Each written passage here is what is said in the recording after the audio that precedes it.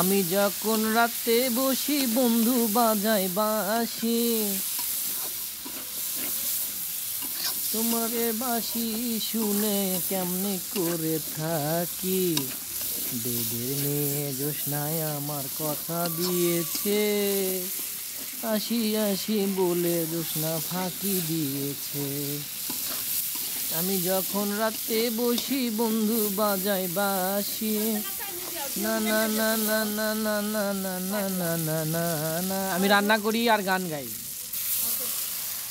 তো এটা হলো আমার মুরগি কষা, মানে একদম দেশি মুরগি, সেই জন্য ছোটো। যাদের শরীরে ব্লাড কম, আয়রন মানে হিমোগ্লোবিন কম, তারা কিন্তু মুরগি খেতে পারেন। মুরগি খেলে আপনাদের হিমোগ্লোবিন বাড়বে। শীতের দিন এই মাটির চুলায় সকাল সকালে রান্না, এটা হচ্ছে আসলে বাচ্চাদের টিফিনের জন্য, মানে ভাত নিয়ে যায় সেই জন্য আর কি রান্না করা হচ্ছে। আসলে সকালবেলা মানুষের মধ্যে অনেক ছাত্রছাত্রী থাকে, তাদের সাথে খাওয়া দাওয়ার একটা ব্যাপার থাকে। তো এগুলো তো বুঝতে হবে আসলে।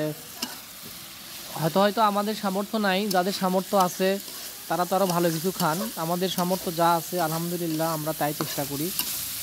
তো অলরেডি কষানো হয়ে গেছে, দেখেন একদম সুন্দরভাবে কষানো চলতেছে। তো যারা মুরগি কষা খেতে ভালোবাসেন তারা কিন্তু সিম্পলভাবে 4-5টা পেঁয়াজ, আদা বাটা, জিরা দিলেই মনে করেন যে হালকা তেল, এভাবে রান্না করতে পারেন। ইজি ওয়ে, একদম সিম্পল ওয়েতে রান্না হবে। তো যারা মুরগি কষা খেতে ভালোবাসেন তারা এইভাবে রান্না করবেন।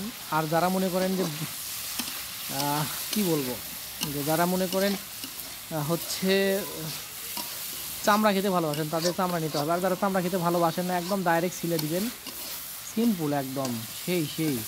তো যাই হোক, রান্না প্রায় শেষের পথে। তো মাটির চুলা, সেই গনগনে আগুন।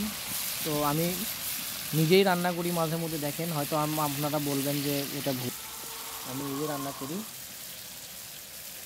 শখের রান্না এমনি দিন, আমি শখ করে রান্না করি। তো এই হলো অবস্থা। সবাই ভালো থাকবেন। আসসালামু আলাইকুম।